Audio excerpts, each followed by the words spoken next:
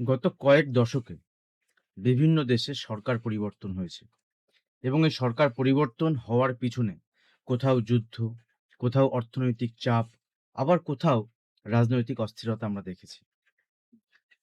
এই same process যদি আমরা দেখি তাহলে কোন কোন দেশের ক্ষেত্রে আমি কয়েকটা দেশের আপনাদের নাম বলছি।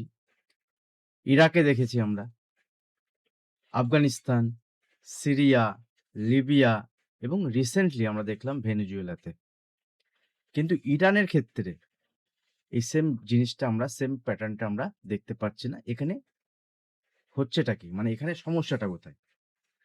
তো আমি জেনারেলি স্টক মার্কেট, শেয়ার বাজার রিলেটেড ভিডিও আপনাদের সঙ্গে শেয়ার করি।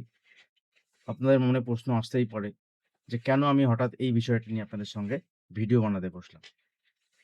দেখুন, এই টপিকটা নিয়ে আমি একটু রিসার্চ করছিলাম। এই টপিকটা নিয়ে আমি একটু ঘাটাঘাটি করছিলাম, এনালাইসিস করছিলাম। করতে গিয়ে আমি একটা প্যাটার্ন অবজার্ভ করলাম। যেহেতু স্টক মার্কেটে কাজ করি, প্যাটার্ন তো আমাদের নিয়ে কাজ করতে হয়। তো প্রত্যেকটা দেশের ক্ষেত্রে আমেরিকা যখন অ্যাটাক করেছিল বা কয়েক বছর ধরে যখন আমেরিকা সেসব দেশের উপরে কাজ করেছে, সেখানে একটা প্যাটার্ন কিন্তু দেখা যাচ্ছে এবং সেই সেম প্যাটার্ন ইরানের ক্ষেত্রেও দেখা গেলেও সেই সেম প্যাটার্ন কিন্তু ইরাকে কাজ করছে না। তো এরকমটি হওয়ার পিছনে কারণ কি? সেটাই আমি এই ভিডিওতে আপনাদের সঙ্গে আমার অ্যানালিসিস শেয়ার করার চেষ্টা করব। যদি ভিডিও ভালো লাগে অবশ্যই ভিডিওতে লাইক করবেন, শেয়ার করবেন। যারা এখনো চ্যানেল সাবস্ক্রাইব করেনি, চ্যানেল সাবস্ক্রাইব করবেন। মেইনলি আমি শেয়ার বাজারের ভিডিও বানাই এবং দেখবেন আগামী সোমবার, আগামী সপ্তাহে শেয়ার মার্কেটের গেম চেঞ্জার হতে চলেছে এরকম একটা ভিডিও আমি আপনাদের সঙ্গে শেয়ার করেছি। যারা এখনো ভিডিও দেখেননি, ভিডিও গিয়ে দেখতে পারেন। আর এরকম যদি আপনি যুদ্ধের কিছু কিছু আপডেট পেতে চান আমার থেকে, সেক্ষেত্রে আপনারা ভিডিওতে কমেন্ট সেকশনে গিয়ে লিখবেন। তাহলে আমি চেষ্টা করব যতটুকু update related to share market আপনাদের সঙ্গে আমি শেয়ার করার চেষ্টা করব। তো সেম প্যাটার্ন, যে প্যাটার্নগুলো বিভিন্ন দেশের সরকার পরিবর্তনে সাহায্য করেছিল আমেরিকার, সেই প্যাটার্নগুলো এখানে কেন কাজ করছে না?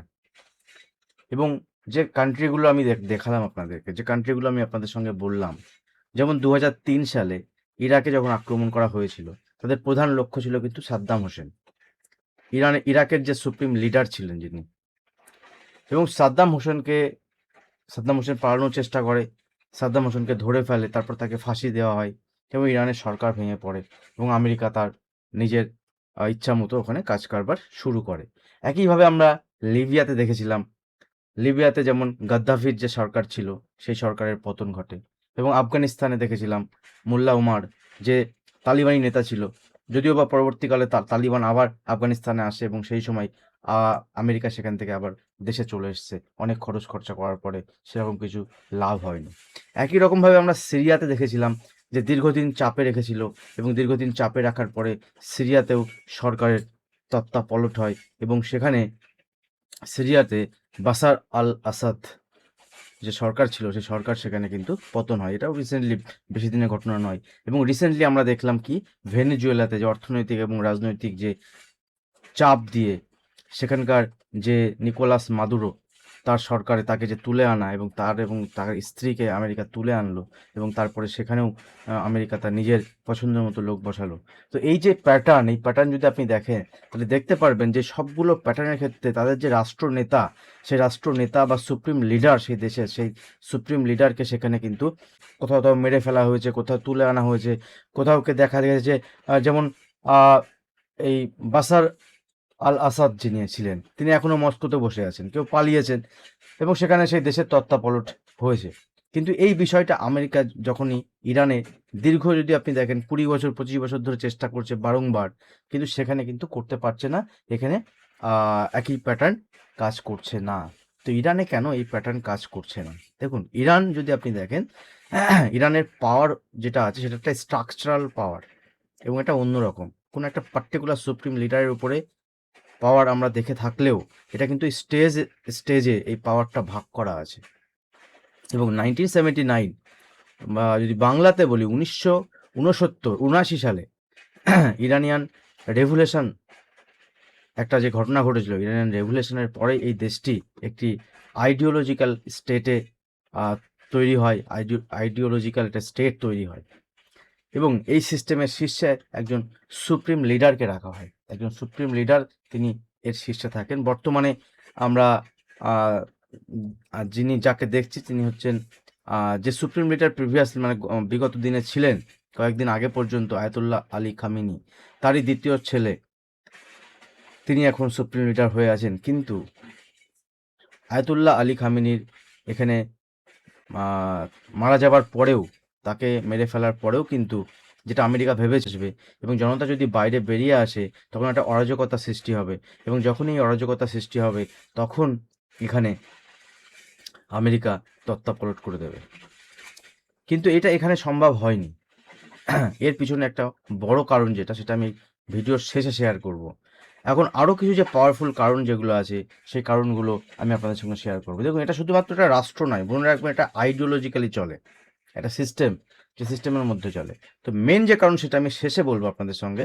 এছাড়াও যে অন্য যে কারণগুলো আছে তার মধ্যে একটা হচ্ছে প্রক্সি নেটওয়ার্ক। প্রক্সি নেটওয়ার্ক মানে কি? দেখুন, ইরানের কয়েকটি প্রক্সি নেটওয়ার্ক আছে। তাদের মধ্যে অন্যতম যদি আমরা দেখি যে প্রক্সি রিজিওনাল নেটওয়ার্ক, যারা সরাসরি যুদ্ধে নেই কিন্তু বিভিন্ন জায়গা থেকে তারা এই যুদ্ধের মিডল ইস্টের ইনফ্লুয়েন্স তৈরি করে, একটা ইনফ্লুয়েন্সার হিসেবে কাজ করেন। যেমন হিজবুল্লাহ, অনেকে হিজবুল্লাহকে আবার আতঙ্কবাদী দল বলেন, হতে পারে। আমি কোনো কান্ট্রির হয়ে বলছি না, বা কোনো কান্ট্রির না হয়ে বলছি না, ভুল খারাপ পরের জায়গাতে। আমার মেন টপিক হচ্ছে ইরানকে কেন হারানো যাচ্ছে না, যেটা আমেরিকা ভেবেছিল হয়তো খুব তাড়াতাড়ি হারানো যেতে পারে এই লাস্ট যে অ্যাটেম্পটা নেওয়া হয়েছে, এই অ্যাটেম্পটের মাধ্যমে। তো হিজবুল্লাহ একটা অন্যতম কারণ, হামাস যেটাকেও আতঙ্কবাদী দল বলে আমেরিকা। নেক্সট, হুদিস বলে একটা এরকম একটা নেটওয়ার্ক, যে প্রক্সি নেটওয়ার্ক আছে। এই তিনটে প্রক্সি নেটওয়ার্ক যারা ইরানের হয়ে কাজ করে, কিন্তু তাদেরকে সেইভাবে দেখা যায় না। যেমন হিজবুল্লাহ কোথায় আছে? লেবাননে আছে, একটা সংগঠন, একটা দল। এই নেটওয়ার্কের কারণে ইরাকের উপর যখন আক্রমণ হয় কোনো একটা কান্ট্রির হয়ে, তখন এই নেটওয়ার্ক কিন্তু বিভিন্ন জায়গা থেকে বিভিন্ন দেশের উপরে এরা ছড়িয়ে পড়ে এবং একটা কনফ্লিক্ট ছড়ায়। জিওগ্রাফিক্যালি একটা অ্যাডভান্টেজ, 3 নম্বর যদি পয়েন্ট দেখি, জিওগ্রাফিক্যালি একটা অ্যাডভান্টেজ কিন্তু ইরানের সবসময় আছে। যেখানে ইরানের একটি বড় অ্যাডভান্টেজ হলো এর জিওগ্রাফি, মানে এর ভৌগোলিক অবস্থান। দেশটি পাহাড়ি অঞ্চল এবং মরুভূমি দিয়ে তৈরি।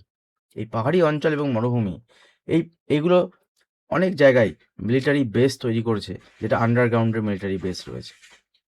এর কারণে কনভেনশনাল ইনভেশন যেটা মানে একটা দেশের উপরে ঝাঁপিয়ে পড়ে সেই দেশটাকে দখল করে নেওয়া, এটা কিন্তু আমেরিকা করতে পারছে না। এটা অত্যন্ত কঠিন একটা ব্যাপার।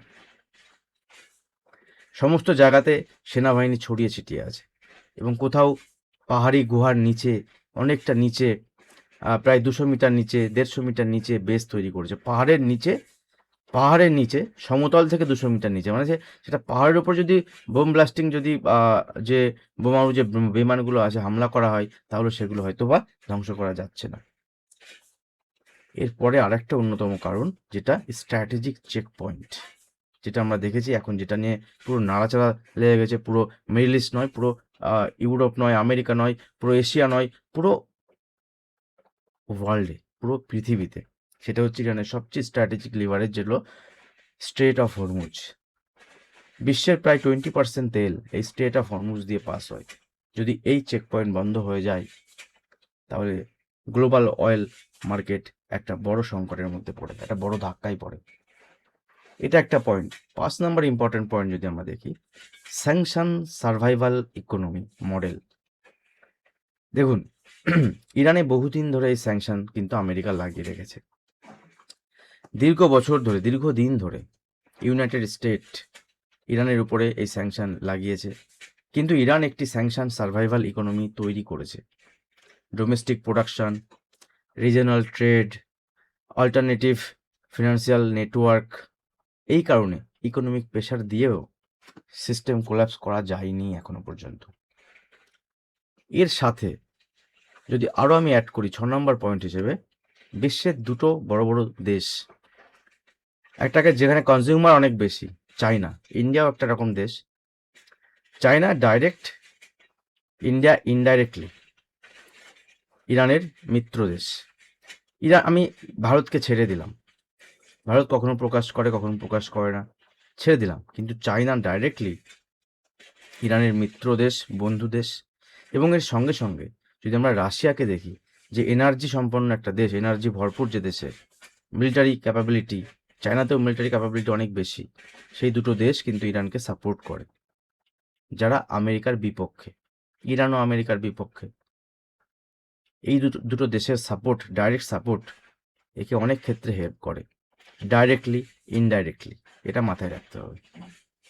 লাস্ট 7 নম্বর যে ইম্পর্টেন্ট পয়েন্ট, যেটা আমি আপনাদের বললাম লাস্ট বলবো, সেটা হচ্ছে ইরানের যে আইডিওলজিক্যাল, আমি আপনাদের সঙ্গে বললাম আইডিওলজিক্যাল যে পয়েন্ট, যে এটা একটা যখন থেকে তৈরি হয়েছিল রেভলিউশনারি একটা সিস্টেমের মধ্যে দিয়ে, একটা স্টেট হিসেবে যখন এটা তৈরি হয়, একটা কান্ট্রি, এরা তখনই জানে যে আমেরিকা এবং ইসরায়েল এদের জন্মলগ্ন থেকে শত্রু। কারণ আগের ইরান আর এখনকার ইরান দুটোটাই পার্থক্য।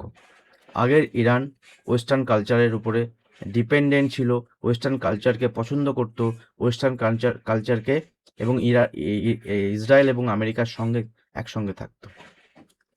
তাদের চলাফেরা, তাদের খাওয়া দাওয়া, তাদের পুরো যে সিস্টেম, মানে একটা মানুষের চলাফেরার জন্য সেই সিস্টেম কিন্তু পুরো আলাদা করে দিয়েছে এই রিভলিউশনের মাধ্যমে, রেভলিউশন যেটা হয়েছিল।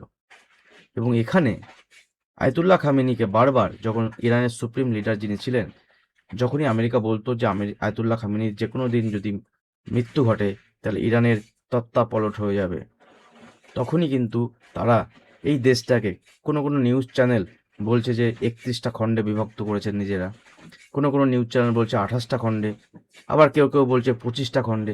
তো যতগুলোই খণ্ড হোক, এই যে তারা যে মিলিটারি সিস্টেমে নিজেদেরকে ভাগ করে নিয়েছে, এই মিলিটারি সিস্টেমে ভাগ করার পরে এই দেশটার সব থেকে যে বড় পরিবর্তনটা হয়েছে, east, West, south, north, middle, আমি তো 5টা বললাম, এরকম যদি ধরুন 25টা থেকে 30টা যদি ভাগ করা থাকে, তাহলে মানে ইস্ট থেকে কেউ একজন কোন দিকে মিসাইল মারছে, ওয়েস্ট থেকে কোথায় মিসাইল মারছে, এটা কিন্তু বোঝা পাশাপাশি দুটো রিজনের মধ্যে খুব বিপজ্জনক।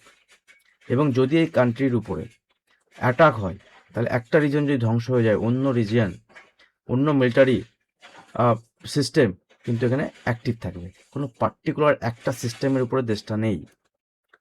এই যে সিস্টেম, এই সিস্টেম কিন্তু তারা নিজেরা বানিয়েছিল এবং তারা শিক্ষা নিয়েছিল এই বাকি যে কান্ট্রিগুলো, যেখানে ধরুন ইরাকের যেভাবে সরকারকে পতন হয়েছিল, সিরিয়া, লিবিয়া, সেই জায়গা থেকে ইরান এই যে সিস্টেমটা বানিয়েছে, যেখানে তারা বিভিন্ন জায়গা থেকে,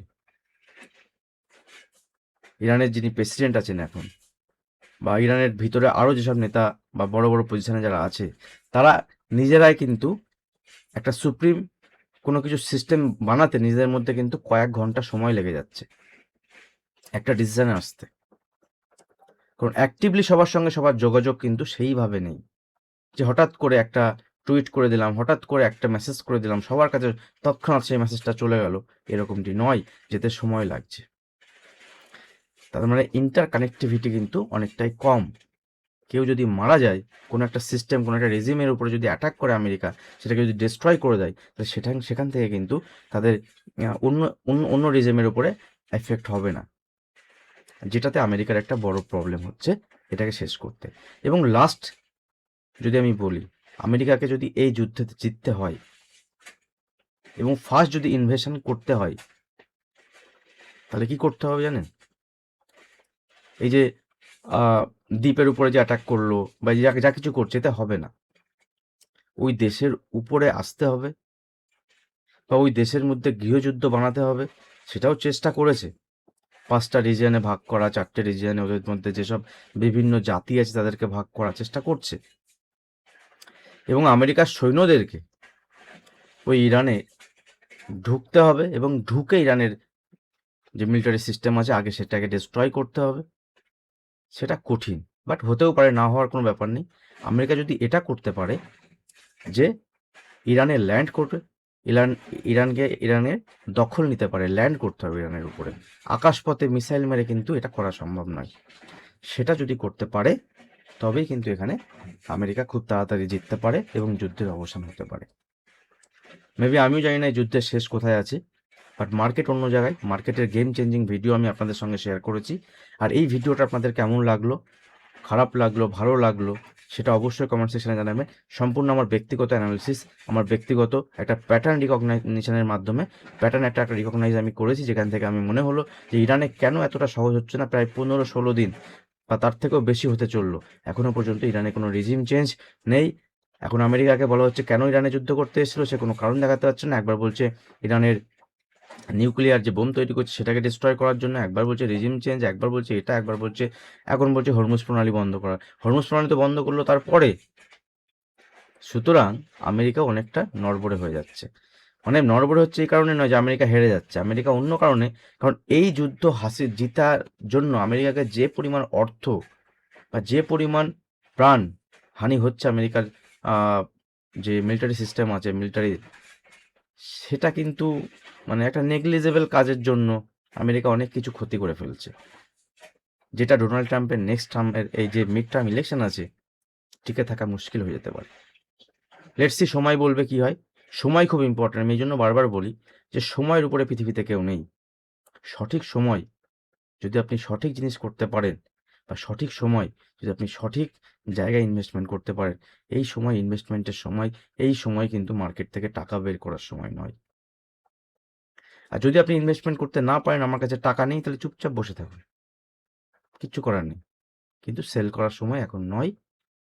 আমার পার্সোনাল মতামত, কোনো বাইং সেলিং রিকমেন্ডেশন এখানে নয়। ভিডিও ভালো লাগলে আবারও বলছি কমেন্ট করবেন, লাইক করবেন, শেয়ার করবেন। Thank you. দেখা হবে নেক্সট ভিডিওতে। ধন্যবাদ।